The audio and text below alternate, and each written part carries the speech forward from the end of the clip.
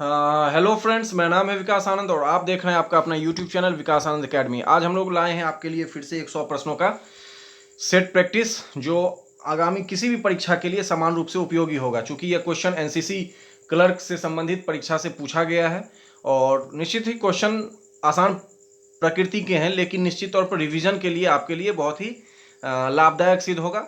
चलिए बिना देरी के शुरू करते हैं। पहला क्वेश्चन, कांसा मिश्रण है किस चीज का? नंबर 1 क्वेश्चन, कांसा मिश्रण है कॉपर और टिन का। Option D. टेलीस्कोप का आविष्कार किसने किया? तो गैलीलियो ने टेलीस्कोप का आविष्कार किया। मानव चंद्रमा पर सर्वप्रथम कब उतरा?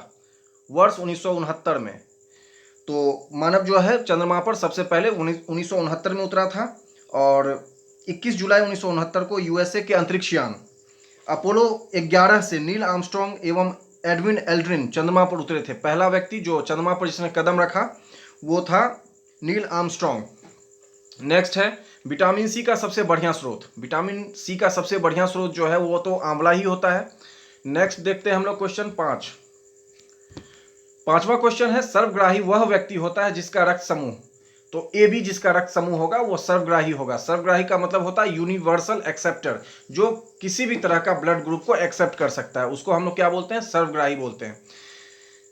अगला क्वेश्चन है कि जैव विकास पर लिखी गई पुस्तक जो है ऑरिजिन ऑफ स्पीसीज के लेखक कौन है? तो ऑरिजिन ऑफ स्पीसीज के लेखक जो है चार्ल्स डार्विन है। चार्ल्स डार्विन ने ऑरिजिन ऑफ स्पीसीज लिखी। भारत का सर्वाधिक जिंक उत्पादक राज्य राजस्थान होगा। भारतीय अंतरिक्ष अनुसंधान संगठन कहाँ स्थित है? तो यह बेंगलोर में है। इसरो का मुख्यालय बेंगलोर में है।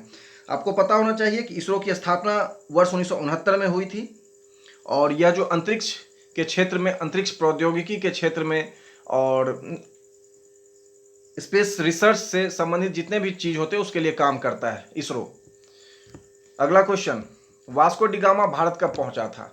तो यह 1498 में वास्को डिगामा भारत पहुंचा था। और नेक्स्ट है, यहूदियों का पूजा स्थल क्या कहलाता है? तो सिनेनाग, यहां सिनेगांठ दे दिया है, सिनेनाग होगा। चीन की मुद्रा युआन कहलाती है। चीन की मुद्रा को हम लोग क्या बोलते हैं? युआन कहते हैं। रथ यात्रा उत्सव कहां मनाया जाता है? तो यह मनाया जाता है जगन्नाथपुरी में। भारत में जनसंख्या बढ़ने का मुख्य कारण क्या है? तो इसका मुख्य कारण है मृत्यु दर में कमी। अकबरनामा किसने लिखा? तो अकबरनामा जो है वो लिखा गया अबुल फजल के द्वारा। अबुल फजल ने लिखा। भारत का लौह पुरुष किसको कहते हैं? तो सरदार वल्लभ भाई पटेल साहब को जो है लौह पुरुष कहा जाता है। एलोरा की गुफाएं कहाँ पे हैं स्थित? तो यह जो है महाराष्ट्र में है। चिल्का झील कहाँ स्थित है? 4 ऑप्शंस दिए गए हैं, चारों के चारों गलत हैं। चिल्का झील जो है उड़ीसा में है और क्या है ये? एक तरह का लेगून झील है। नेक्स्ट क्वेश्चन है, सूर्य का निकटतम ग्रह कौन सा है? तो सूर्य का जो निकटतम ग्रह है वह बुध ग्रह है। विटामिन सी जाना जाता है किस नाम से? विटामिन सी को किस नाम से जानते हैं? तो एस्कॉर्बिक एसिड के नाम से जानते हैं। दुनिया का अधिकतम वर्षा वाला स्थान कौन सा है? तो मासिन राम है और यह मेघालय में स्थित है।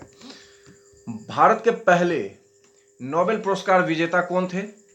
तो ये जो है रविन्द्रनाथ टैगोर साहब थे। इनको वर्ष 1913 में साहित्य के क्षेत्र में नोबेल पुरस्कार मिला था पुस्तक गीतांजलि के लिए। और निम्न में से किसको हाल ही में वर्ष 1998 में पूछा गया कि भारत रत्न किसको दिया गया? 4 ऑप्शंस हैं, डॉक्टर अब्दुल कलाम, एम.एन. सुब्बालक्ष्मी, सी सुब्रमण्यम। और यह इन सभी को उस वर्ष 1998 में भारत रत्न दिया गया था। नेक्स्ट चलिए देखते हैं, कृष्ण के जीवन पर लिखी गई कविता प्रेम वाटिका के लेखक कौन है? तो इसके जो लेखक हैं वह है रसखान। ऑस्ट्रेलिया की राजधानी क्या है? तो ऑस्ट्रेलिया की राजधानी, यहाँ 4 ऑप्शंस दिए गए हैं और चारों के चारों गलत हैं। ऑस्ट्रेलिया की राजधानी जो है वो कैनबरा है, कैनबरा। कवारती कहाँ की राजधानी है? तो लक्षद्वीप की राजधानी कवारती है। दुनिया का सबसे बड़ा द्वीप ग्रीनलैंड द्वीप है। ग्रीनलैंड यह जो है आर्कटिक उत्तरी ध्रुव में स्थित है। पूर्व में यह डेनमार्क के अधीन था लेकिन अब यह स्वतंत्र द्वीप है। नेक्स्ट क्वेश्चन पूछ रहा है कि गोबी मरुस्थल कहाँ स्थित है? तो गोबी मरुस्थल जो है वो मंगोलिया में है। अगला क्वेश्चन, कौन सी नदी जो है बंगाल के शोक के नाम से जानी जाती है? तो दामोदर नदी को बंगाल का शोक कहते हैं और कोसी को बिहार का शोक कहते हैं। गीत सेठी किस खेल से संबंधित है? तो यह बिलियर्ड्स से संबंधित है। वह व्यक्ति जो सर्वप्रथम माउंट एवरेस्ट पर बिना ऑक्सीजन के चढ़ा था, वह कौन सा व्यक्ति था? 4 ऑप्शंस है और इसका सही उत्तर होगा फुदौर जी। नेक्स्ट क्वेश्चन देखते हैं हम लोग। कौन सा देश कंगारुओं के देश के नाम से जाना जाता है? तो ऑस्ट्रेलिया को कंगारुओं का देश जानते हैं, land of kangaroos. Al-Biruni Bharat कब आया था? तो अलबरूनी जो है भारत 11वीं सदी में आया था। 11वीं सदी में महमूद गजनवी के साथ भारत आया था वो, और उसने तारीखे हिंद नामक पुस्तक की रचना की थी। माउंट एवरेस्ट की ऊंचाई कितनी है? तो यहाँ जो ऑप्शन है उसके अनुसार 8848 हो जाना चाहिए जी। 33 का बी होगा 8848। उसके आगे नेक्स्ट क्वेश्चन देखते हैं। नेक्स्ट क्वेश्चन है, हाँ, कॉगे पीट्रक्स पावर परियोजना कहां स्थित है? तो यह जो है कर्नाटक में। कर्नाटक में प्रारंभिक वैदिक काल में जिस नदी का सर्वाधिक उल्लेख है वह कौन सी नदी है? तो वह जो नदी है सिंधु नदी है। सर्वाधिक उल्लेख किया गया है सिंधु नदी का। उसके बाद है नेक्स्ट क्वेश्चन देख लेते हैं। गंगाईकोंड चोलपुरम का मंदिर बनवाया गया? तो इसका उत्तर हो जाएगा बी, राजेंद्र प्रथम द्वारा। राजेंद्र प्रथम ने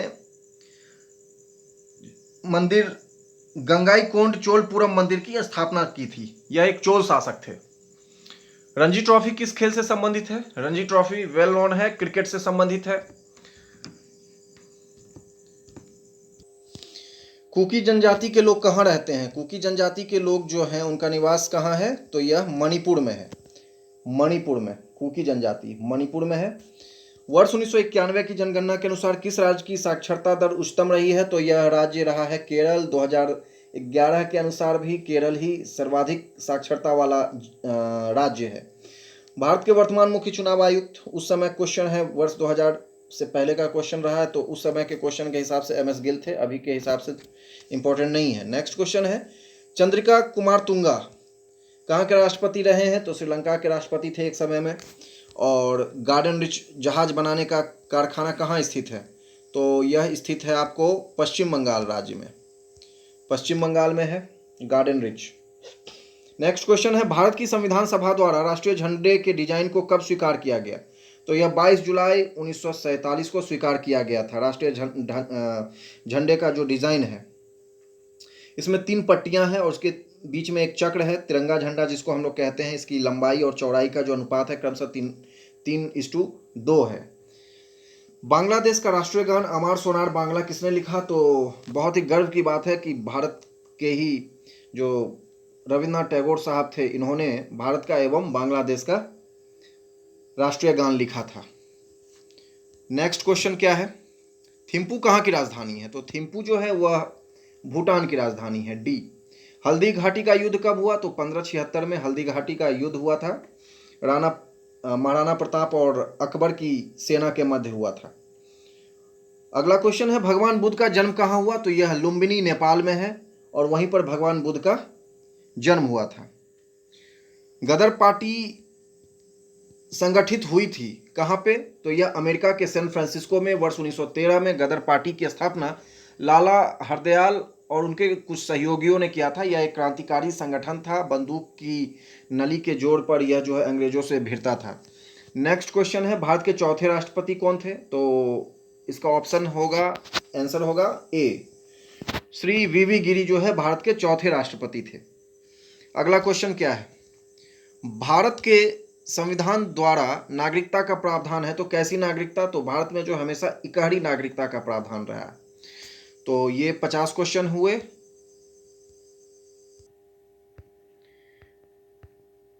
भारत के संविधान का अनुच्छेद 51A संबंधित है, किस चीज से संबंधित है? तो यह मूल कर्तव्य से संबंधित है। 51A मूल कर्तव्य से संबंधित है। मूल कर्तव्य को संविधान के 42वें संविधान संशोधन में जोड़ा गया था। इसे कहां से लिया गया? तो रूस से इसे लिया गया। संविधान के भाग 4 क के अनुच्छेद 51A में मूल कर्तव्य जो है वर्णित है। सबसे अधिक अनुसूचित जनजाति की जनसंख्या कहाँ है? तो यह मध्य प्रदेश में। निम्न में से कौन सी खरीफ की फसल है? तो खरीफ की फसल कौन सी है? तो यह हो जाएगा, खरीफ की फसल जो है चावल है। बाकी अन्य जो है जौ, चना, गेहूं आदि रबी की फसल है। रबी की फसल जो है वो आपको नवंबर से लेकर मार्च अप्रैल तक का जो समय होता है उसमें उगाई जाती है। तो और मानसूनी सीजन में जो होती है आपको खरीफ की फसल होती है जून जुलाई के समय में। तो नेक्स्ट है, दांडी यात्रा किससे संबंधित है? दांडी यात्रा संबंधित है सविनय अवज्ञा आंदोलन से। दांडी यात्रा की शुरुआत महात्मा गांधी ने किया था और साबरमती आश्रम से इसकी शुरुआत की गई थी और नमक कानून को उन्होंने भंग किया था। दांडी पहुंचकर समुद्र किनारे अपने 72 अनुयायियों के साथ इस यात्रा को शुरू किया था और लाखों की संख्या में वो वहाँ पहुँचे थे और उसको भंग किया था। सविनय अवज्ञा आंदोलन की शुरुआत हुई थी 12 मार्च 1930 ईस्वी को दांडी यात्रा की शुरुआत हुई और 6 अप्रैल 1930 को दांडी पहुंचकर उन्होंने नमक कानून को भंग किया था और सविनय अवज्ञा आंदोलन की उन्होंने शुरुआत की थी। निम्न में से किन्हें भारत के पुनर्जागरण का पिता कहा जाता है? तो भारतीय पुनर्जागरण का पिता किसको कहते हैं? राजा राम मोहन राय को कहा जाता है। अगला क्वेश्चन है, निम्न में से किसको मुद्रास्फीति में लाभ होता है? उधार लेने वाले को मुद्रास्फीति में क्या होता है? लाभ होता है। किसने वेदों की ओर लौटो का नारा दिया था? स्वामी दयानंद सरस्वती ने वेदों की ओर लौटो का नारा दिया था। अगला क्वेश्चन देखते हैं। अगला क्वेश्चन है, सिखों के अंतिम गुरु कौन थे? तो सिखों के अंतिम गुरु जो थे वो गुरु गोविंद सिंह थे। गुरु गोविंद सिंह।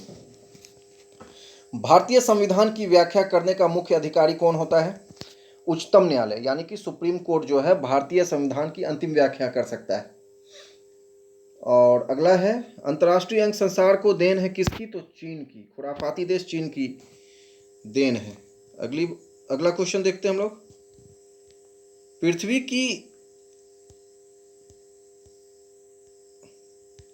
पृथ्वी के सतह के पास की हवा है तो कौन सी हवा है? इसका उत्तर हो जाएगा ट्रोपोस्फेयर। ट्रोपोस्फेयर।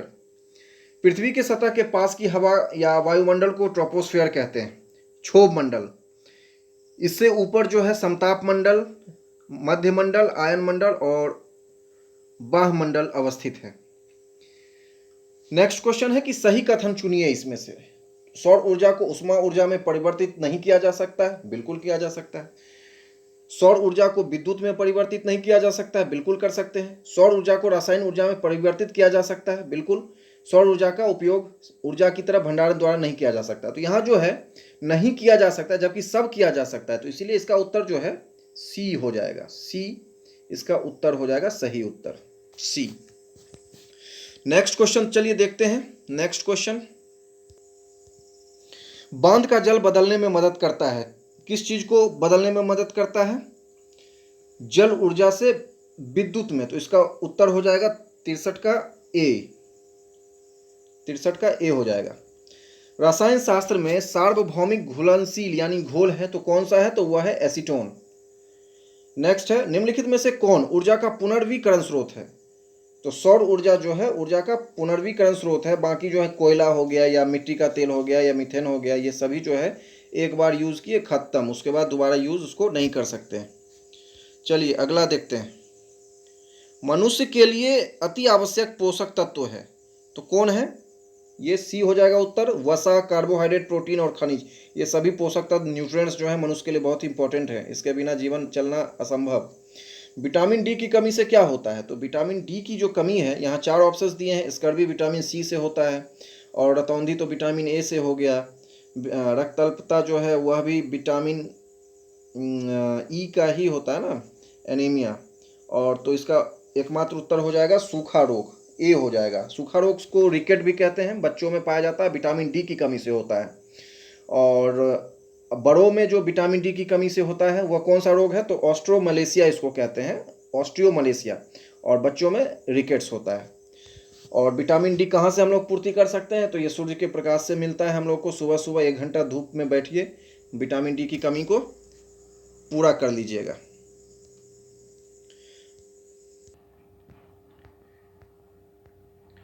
खाद्य भंडारण में धूमकरों का इस्तेमाल इन्हें समाप्त करने के लिए किया जाता है। किनको समाप्त करने के लिए? तो कीड़े मकोड़ों को। सी ऑप्शन हो जाएगा। पृथ्वी के वायुमंडल का मुख्य उपादान यानी तत्व है, तो ये 4 ऑप्शंस हैं, इसमें उत्तर होगा नाइट्रोजन। नाइट्रोजन चूंकि 78% जो तत्व है वो नाइट्रोजन ही है। और आगे देखते हैं, पृथ्वी के वायुमंडल में ओजोन की परत उपयोगी है क्योंकि यह आत्मसात यानी कि अवशोषण कर लेती है। किस चीज का? सूर्य से निकली समस्त अल्ट्रावायलेट रोशनी का, है ना। तो ये ऑप्शन बी हो जाएगा। एक अश्व शक्ति बराबर होता है कितने का? तो 746 वाट का एक अश्व शक्ति बराबर होता है। नेक्स्ट क्वेश्चन देखते हैं, जलने पर 1 किलोवाट बिजली पर खर्च होता है कितनी ऊर्जा? तो कितनी ऊर्जा जो है खर्च, जलने पर 1 किलोवाट बिजली खर्च होती है। 4 ऑप्शंस हैं, तो इसका उत्तर हो जाएगा 100 वाट का बल्ब 10 घंटे तक। निम्नलिखित में से कौन सा ईंधन ठोस है? तो 4 ऑप्शंस हैं, केरोसिन, हाइड्रोजन, बायोगैस और चारकोल। तो चारकोल जो ईंधन है वो ठोस है, बाकी जो है वो ठोस नहीं है। केरोसिन तरल ईंधन का उदाहरण है और हाइड्रोजन और बायोगैस जो है वो गैसीय ईंधन का उदाहरण है। नेक्स्ट क्वेश्चन देख लेते हैं, निम्नलिखित में से कौन सा संरक्षक यानी कि प्रिजर्वेटिव नहीं है? तो बेंजोइक एसिड, पोटेशियम मेटाबाइसल्फाइड और सोडियम क्लोराइड ये सभी संरक्षक हैं, लेकिन जल जो है वह प्रिजर्वेटिव नहीं है। अगला क्वेश्चन देखते हैं, निम्नलिखित बीमारियों में से कौन सी बीमारी एलर्जिक प्रतिक्रिया के अंतर्गत आती है? तो यह आती है श्वास रोग। श्वास रोग यानी कि दम्मा। दम्मा जो है एलर्जिक प्रतिक्रिया के स्वरूप में आती है। और जो कॉलेरा है यानी कि हैजा वो जीवाणु जनित होती है। गलकंड जो है पोषणहीनता जन्य है तथा रक्त अल्पता भी पोषणहीनता जन्य बीमारी है। अगला है प्रकाश, पौधे प्रकाश संश्लेषण में उपयोग करते हैं। किस चीज का उपयोग करते हैं प्रकाश संश्लेषण में? इसका ऑप्शन हो जाएगा बी, आंसर हो जाएगा बी, कार्बन डाइऑक्साइड, जल एवं सूर्य का प्रकाश का। अगला क्वेश्चन देख लेते हैं, मोमबत्ती की जो लौ होता है, लौ का बाहरी भाग नीला होता है और क्योंकि यह संपर्क में आता है किसके? तो नाइट्रोजन में संपर्क में आने से नीला हो जाता है। किसी तत्व की आणविक संख्या बराबर होती है किसके? प्रोटॉन्स की संख्या के। तो 78 का ए हो जाएगा। नेक्स्ट देख लेते हैं हम लोग, शिशु मृत्यु दर सबसे अधिक कहाँ है? तो भारत में। 4 ऑप्शन, इसमें जो 4 ऑप्शन है उसमें सबसे जो है भारत में है। और पृथ्वी की सौर प्रणाली में है कितने ग्रह? वर्तमान में अभी तो 8 ग्रह है, पूर्व में 9 ग्रह हुआ करते थे, परंतु जो प्राग सम्मेलन हुए थे उसमें प्लूटो को ग्रह की श्रेणी से निकाल दिया गया। पहले 9 थे और प्लूटो को निकालने के कारण 8 ग्रह हो गए। अब ग्रहों की संख्या कितनी है? 8 है। कौन कौन ग्रह हैं? बुध, शुक्र, पृथ्वी, मंगल, बृहस्पति, शनि, अरुण और वरुण। चलिए नेक्स्ट क्वेश्चन क्या है, पादपगिरि का प्रभाव पृथ्वी का तापमान बनाए रखने की प्रमुख भूमिका अदा करता है। पादपगिरि की गैस कौन सी है? तो पादपगिरि की जो गैस है वो कार्बन डाइऑक्साइड CO2 गैस है। अगला क्वेश्चन, परमाणु के केंद्र बिंदु में होता है क्या होता है? तो केंद्र बिंदु में प्रोटॉन्स एवं न्यूट्रॉन्स होता है। नेक्स्ट क्वेश्चन चलिए देख लेते हैं, बच्चों के गुब्बारों को फुलाने के लिए किस गैस का उपयोग करते हैं? तो हाइड्रोजन गैस का उपयोग करते हैं। इसीलिए देखते हैं हाइड्रोजन गैस चूंकि जो हवा से हल्की होती है, इसलिए बैलून जब हाइड्रोजन गैस उसमें जाती है तो वो ऊपर उठने लगती है। नेक्स्ट क्वेश्चन चलिए देख लेते हैं, नेक्स्ट क्वेश्चन क्या है, सबसे बड़ा इलेक्ट्रोनेगेटिव तत्व है तो कौन है? तो फ्लोरीन सबसे बड़ा इलेक्ट्रोनेगेटिव तत्व है। परमाणु ऊर्जा का बदला हुआ रूप है, इसका उत्तर हो जाएगा ए, यूरेनियम का अल्फा कणिका के रूप में। नेक्स्ट क्वेश्चन, निम्न में से किसे अन्य पदार्थ में और नहीं बांटा जा सकता? एटम को और नहीं बांट सकते हैं, सबसे छोटा होता है वो। उसके बाद निम्नलिखित में से कौन मॉलिक्यूल में एटम का सबसे आसान अनुपात दर्शाता है? तो यह एम्पीरियल फॉर्मूला आसान अनुपात दर्शाता है। पीट कर जिस धातु को चद्दर का रूप दिया जा सकता है उसे क्या कहते हैं? डक्टाइल कहते हैं। डक्टाइल का इंग्लिश हिंदी मतलब हो जाएगा आघात वर्धनीय। एक कैटालिस्ट क्या कर सकता है? प्रतिक्रिया की दर घटा या बढ़ा सकता है। तो ऑप्शन सी हो जाएगा, यानी कि कैटलिस्ट मतलब उत्प्रेरक। अगला क्वेश्चन देखिए, निम्नलिखित रासायनिक वस्तुओं में से किसका प्रयोग चेतना शून्य करने के लिए किया जाता है? तो क्लोरोफॉर्म। इसका प्रयोग कहाँ होता है? तो चिकित्सा के क्षेत्र में डॉक्टर्स जो है किसी को बेहोश करने के लिए क्लोरोफॉर्म का उपयोग करते हैं। ऑपरेशन थिएटर वगैरह में इसका उपयोग होता है। जब विद्युत धारा की समान मात्रा भिन्न भिन्न इलेक्ट्रोलाइट्स के घोल से गुजरती है, इलेक्ट्रोड्स पर जमी मात्रा इसके अनुपात में होती है। तो किसके अनुपात में होती है? तो इसका उत्तर हो जाएगा आपको डी, समान वजन के, समान वजन के। नेक्स्ट चलिए देख लीजिए, सरल हरात्मक गति को कहा जाता है, क्या कहा जाता है? एक आवर्ती गति, एक आवर्ती गति इसको कहा जाता है। एक के ऊपर एक रखी गई शीशे की दो प्लेटों को जिनके बीच में पानी है आसानी से अलग नहीं किया जा सकता है। इसका क्या कारण है? इसका कारण है सतही तनाव। सतही तनाव के कारण इसको आसानी से अलग हम नहीं कर पाएंगे। अगला क्वेश्चन देखिए, भौतिक अथवा रासायनिक तुला दो पल्ला किस सिद्धांत पर कार्य करते हैं? तो यह लीवर के सिद्धांत पर, यानी कि 94 का हो जाएगा बी ऑप्शन। नेक्स्ट क्वेश्चन देख लीजिए। नेक्स्ट क्वेश्चन, इसका अगला क्वेश्चन हम दिखाते हैं।